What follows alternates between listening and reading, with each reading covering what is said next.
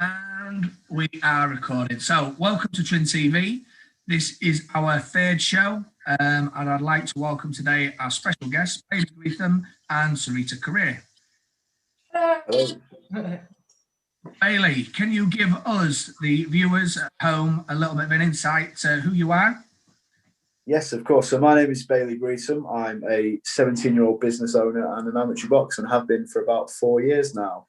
I own a business called Be Great Fitness, and we focus on getting the community fit, going into community centres, centres for adults with learning difficulties, and daycare centres, and also do a bit of everything. So, yeah, that's my business side. Boxing side, I've been boxing for around just over 4 years. I was the Northern Dev champ, came second in the development championships, and have had 14 bouts. Unfortunately, like many of us, have been stopped due to this horrible COVID. So, yeah, thank you for having me. Good man. Okay, Sarita.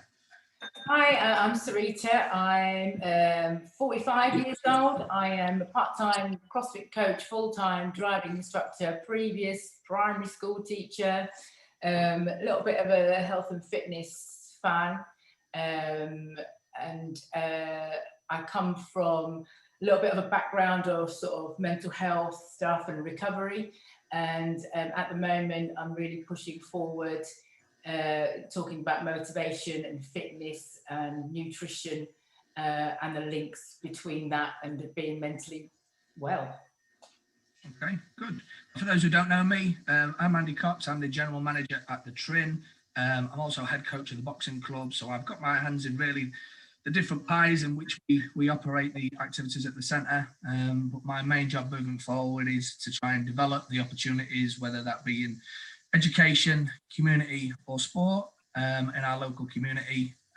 So yeah, that's and the idea of today's discussion is to talk about motivation, but also the current situation that we're in and the lockdown during the COVID pandemic, how people are coping, how we motivate ourselves, what we've been doing.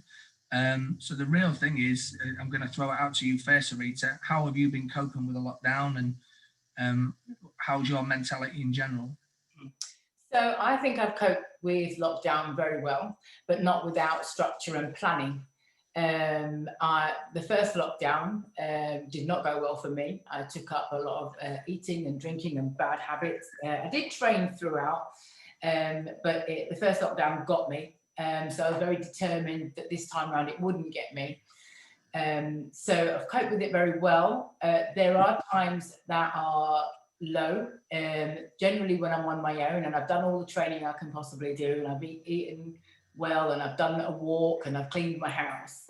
It is just me and 3/4 of the time my daughter at home. So those are the times that I struggle. My family are in London, so I haven't formed a bubble with anybody or anything like that. So I've coped all right with it. More recently, I have been brave and reached out to people and said I am struggling and I am lonely, and that's really helped, just talking to people. But generally, I've coped 80 to 90% really well with it, and much better than the first time around. Yeah. So you're saying that you're coping this time around, but what's been the main factors for, what do you think's changed in this lockdown from the last lockdown? Experience, really, and just remembering what it was like and how I felt during and afterwards, and how difficult life had become throughout, and then how difficult it was to pick up the pieces afterwards.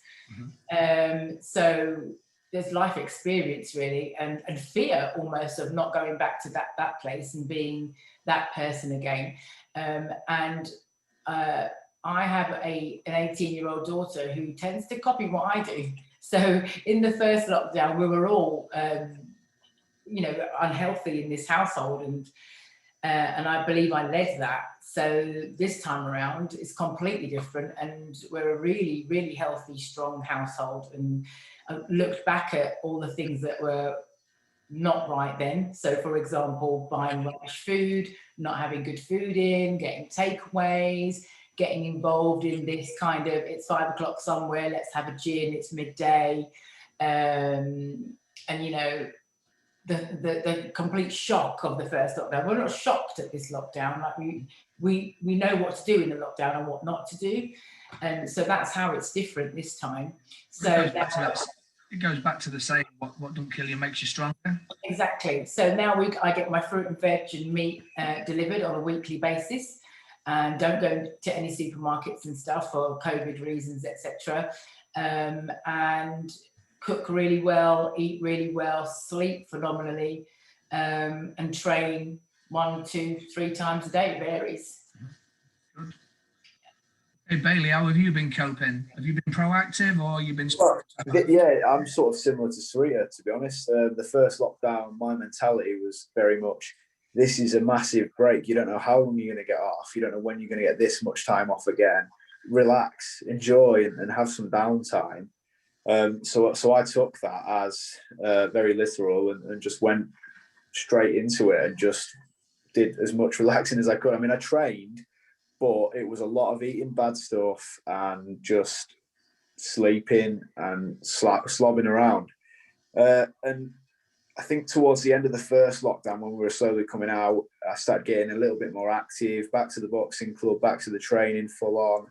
And I actually started my business. So I was, my attitude and my mentality was from sort of here. And throughout the months, it raised and I started to develop. And then we had the second lockdown.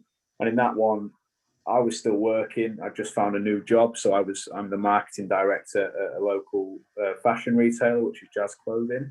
So I've been hired by them. So I'm still working massively. And now we're in this one. It's sort of absolutely pedal, foot to the pedal, full force. I've just been working out, focusing on the business, focusing on Jazz. I'm not furloughed, so it's just sort of normal. The only bad thing is at the minute, it's all work, no play. So there is no downtime now. There is no sort of, relax and meet friends or go out for a drink or a walk and just enjoy yourself. It's very full force. Whereas for somebody else, it might be, again, that first lockdown. But for me, it's very much busy. So, yeah. Yeah, and I think that's the key. I think particularly from my point of view, I find that I need that structure in my life in order for me to stay, if you like, I need that routine. So for me, coming to work at a normal time for me, which is 5:30, 6 o'clock in the morning, I need to do that. Yeah. I find that I'm most productive early morning, so I get in really early. I open the computer, start with my emails, and I start to work my way through the daily routine. If I didn't have that, if I was getting up at 9 or 10 o'clock, then my routine, and that's when I would start to fall off, I reckon. So for me, maintaining this structure of getting up, I'm still going to work Monday to Friday, still having my goals, still being driven and following that structure. I think that's really important. But what do you find, what has motivated you both through this period? You're aware of different techniques and you're aware of, we're all still doing a good portion of what we was doing before, albeit we're still spending and finding time to spend time at home and the people that what's motivating you both and keeping you both focused, because we know this isn't going to be forever. We know that we're now seeing the light at the end of the tunnel and we're starting to move towards a more normal life, getting back to normal. So what's motivating you throughout this lockdown? Unlike the two of you, I'm not able to work. We can do sort of CrossFit online a couple of times a day, and there's 3 of us, so we share that work. So it's not all of the time. So I thought about a goal to achieve, something that I really wanted to do for a while, which for me was really get my nutrition on point. And I want to lift as heavy as I can, as often as I can. I wanted to move faster, and I still had a bit of a lockdown load from the first. But so I started to do that, and over this lockdown, and just before, I didn't want Christmas to get me either. Lost about 11, 12 kilograms in weight, and really looking at my nutrition, my macros, and my protein, and things like that. That's kept me really focused. That's kept me training. It's kept me accountable. And And because I'm not working, I have to work really hard on the motivational side. So as cheesy as it sounds, I might wake up in the morning and put like something on from YouTube. I'm a big fan of Arnold Schwarzenegger and his kind of motivational talks, Oprah Winfrey. I like her stuff about, you know, I like to feed my soul first thing in the morning with something that's going to last me the day. So, you know, I'm not into soaps or Bridgerton or anything like that. I'll watch CrossFit stuff all day if I can. So that drives me in the morning. Go for unless the weather is horrendous, been going for a walk or a run every single day. That just lifts me no end. Like getting out there, and I've never seen sunrises and stuff before. And you know, when I'm working and do my driving instruction job, I get up at 6. I go to the gym. I have my breakfast there. I leave the gym, work all day, get home, and it's night time. Eat and go to bed. But I'm catching all these like sunrises, sunsets, watching the ocean, saying hi to people. It's a much more relaxed lifestyle. And I come back from that absolutely buzzing straight into a CrossFit class. So it sounds very heavily training focused, but my morning is. But then as soon as I've done that, I'm then driven to eat really well. And then once I've eaten well, I feel good. And because I feel good, I might do, you know, I've been doing a lot of stretching and mobility work, which I really was lazy about previously. So I can move better. And then I'll cook something tremendous for tea, which I never used to do. I either used to grab something or eat some shreddies or something, but it's not like that now. Yeah, so those things and getting a really good night's sleep is really helping me. And it's I live for just for today. So for today, I'm going to eat really well. For today, I'm going to do these training sessions. For today, I'm going to watch these videos. For today, I'm also studying from a PT level 3, so I sneak that in an hour or 2 a day as well. So just for me, keeping busy. As soon as I'm not busy, I don't have a plan, then things will 100% go downhill. Bailey, what's motivating you? What's keeping you on track?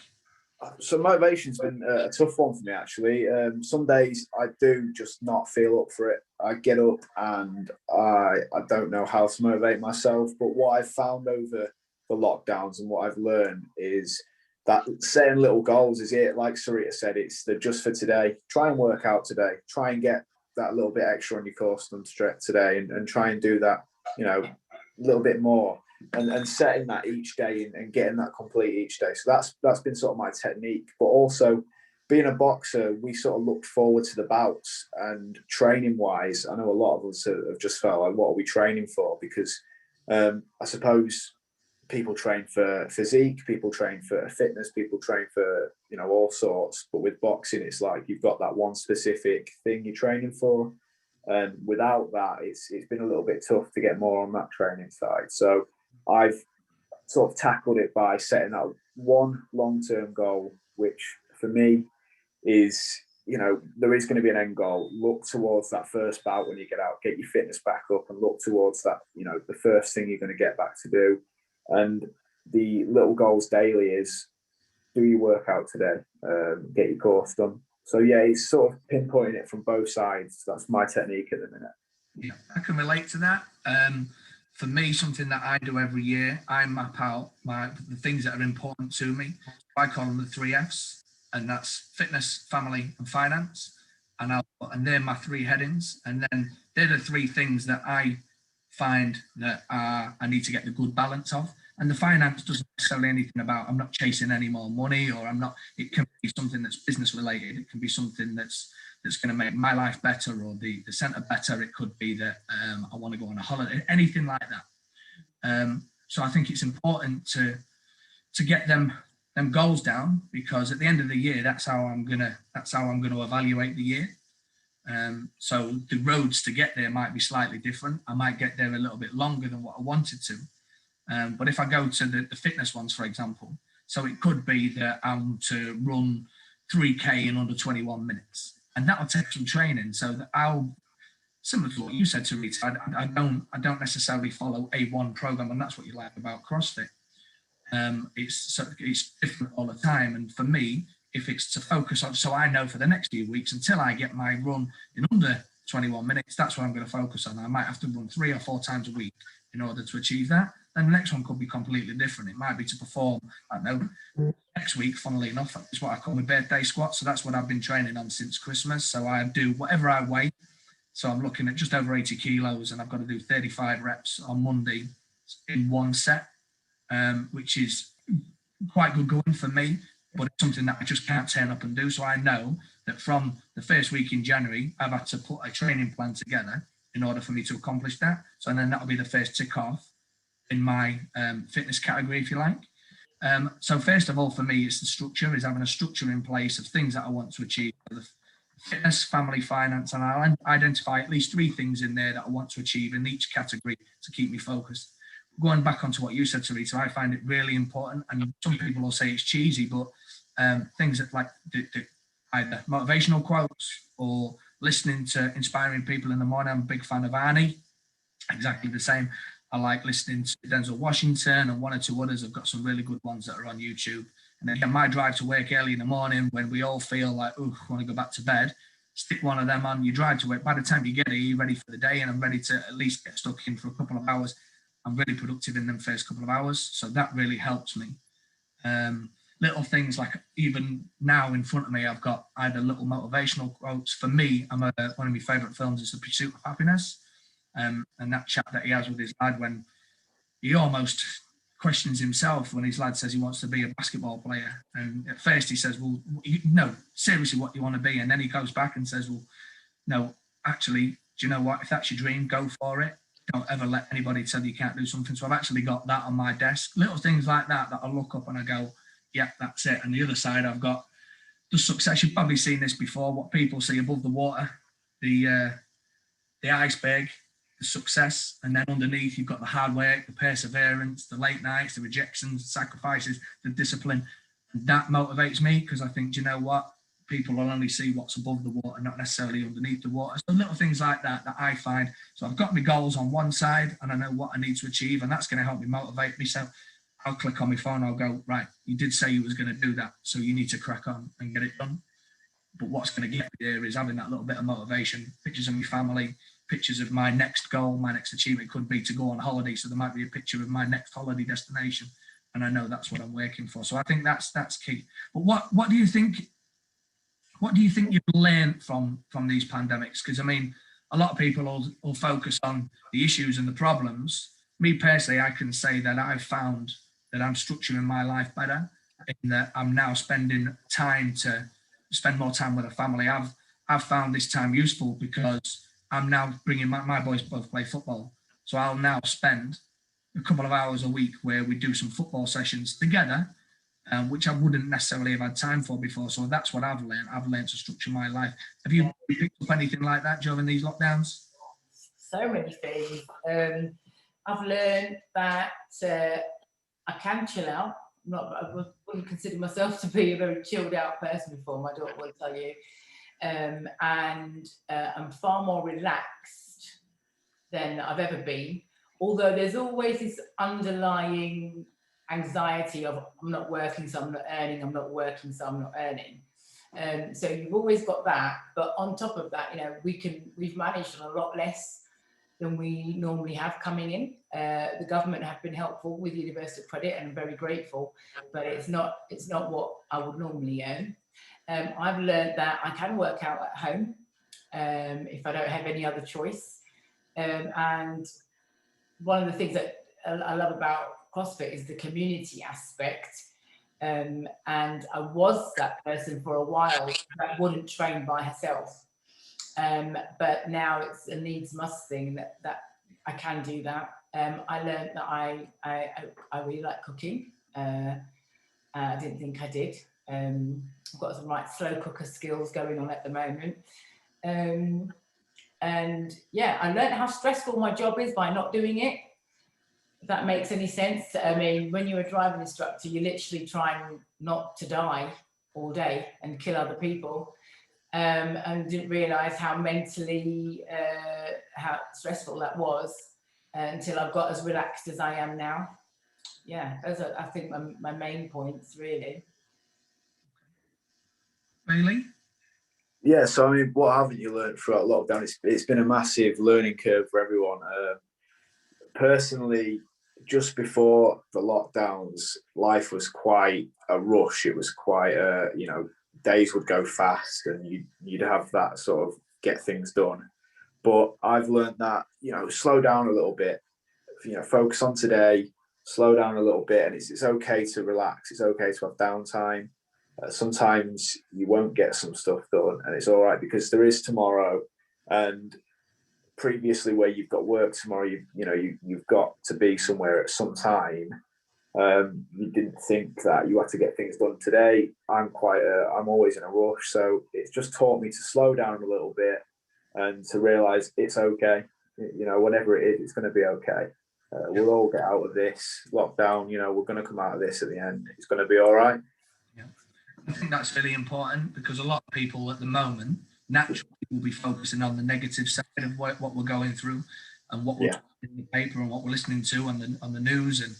And I think, do you know what? If we can look back at this time in 4 or 5, 6 years' time and say, well, actually, that changed my outlook on life because that enabled me to enjoy each moment that we're in. For example, I've said this for a long time. Like I'll look forward to something on a weekend, and then when that comes on a weekend, I'm constantly thinking, yeah, but I'm going to be having a takeaway later. And then when I'm eating my takeaway, I'm thinking about what I'm going to be doing as soon as I get up the next morning.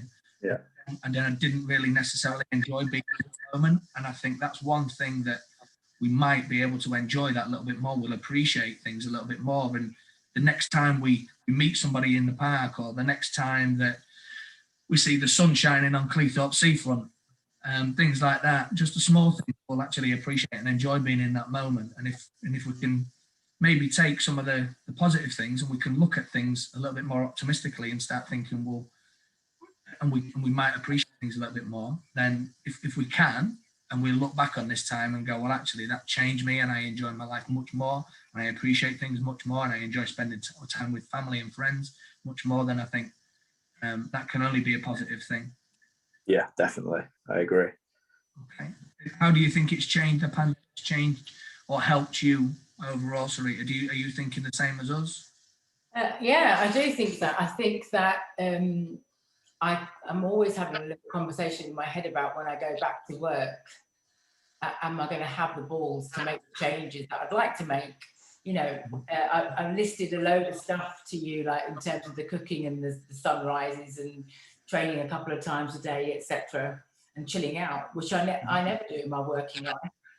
And I really hope that I can find the courage that it will take to go, do you know, I am going to work less, quite a bit less really, and I am going to catch the sunrise. And I'm not going to work Thursday morning, and I'm going to, food prep that day. Bailey will tell you, because I'm his driving instructor, we're not working on a Sunday anymore, and it never happens, and I end up working. It must be the Indian in me. I work 7 days a week, 12-hour days. Right. And what did I have to show for it? I was stressed, I was overweight, and I wasn't doing any of the things that I really enjoyed doing. So I'm not worried about it, but I'm definitely thinking, you imagine with driving now, we've got such a massive backlog of people that haven't had their lessons, haven't had their tests. And in that time, loads of people are turned 17. So business, when we go back, is going to be booming. Mm-hmm. Question is, do I put my health and my emotional, mental health before saying, and it's not about the money for me, I struggle to say no to people. And then, as Bailey will tell you, I go, well, I'll see you on Sunday then. And I promise myself Sundays off, and it just doesn't happen. So, I really hope that I can look at all the stuff that I've loved during lockdown and still do them afterwards, and not just get back into working all the hours God sends. Probably not so much in the job that you do, but certainly in the job that I do. I think that I can now understand that I can work less and be more productive rather than spending 12 hours in the office and actually be using any excuse to be distracted. That's something that I find important. we go over to a boxing tournament in Sweden once a year, and I really like their culture and the way that they live, and the fact that they don't spend all their money on the house. They live quite a simple life, but they work less hours, but it's really relaxed over there, and they spend time every day to meet family and friends, and that's part of their life, where work might only be 5 or 6 hours a day. And I quite it for a long time, and I preached it for a long time, and maybe this is one time that it's actually maybe sit back and think, well, we don't need that, and why was we doing that? And sometimes it's slightly different because our kids, obviously, mine are only young, so we ferry them here, there, and everywhere. But again, to actually try and make time for ourselves is quite important. And yeah, it'll be interesting to see when we come out of this lockdown how people's mindsets change, and when the pubs are reopening, and when things are starting to lift, the restrictions are starting to lift, then we can start seeing what people do and how they respond to what's happened, and how people prioritize certain things will be interesting. How we socialize, for example, will be certainly interesting, I think, from somebody looking outside inside to see what people do. Certainly some good talking points there, people, I think. Obviously both from different backgrounds, in terms of, obviously, Sarita, you running, you're working for yourself as a driving instructor, and Bailey, young man, very inspirational young man, starting out young. And when you sat in my office a few weeks ago, I was certainly impressed with the way that you was talking, and I think you'll go far. But it's interesting to speak to you both. Yeah, thank you. Thank you for your time, and I hope that some of the listeners, the viewers, will take little bits from what you've said. Maybe that might be little ways in the way that you structure your lives and how you feel motivated in the morning. Yeah, and hopefully get some good feedback from it. Yeah, Definitely. appreciate the opportunity, Andy. It's lovely to see you. It's nice to do some sort of socialising, at least, isn't it? Yeah. Talk to different people. Yeah, we'll get back to some form of normality soon, and we can all sit round and have a coffee somewhere. Definitely. Yeah, well, how about we have a coffee at CrossFit? You do a CrossFit session and I'll do a boxing session. Deal. I have been down at one point. We did a few sessions. I did some one-on-ones actually down there. Yeah. With some Olympic lifting, and yeah, hats off, because they're all a good fit bunch of people that go down there. It is a very tough sport. It is one of the, it puts you in your paces. It really does make you work. Yeah. Okay.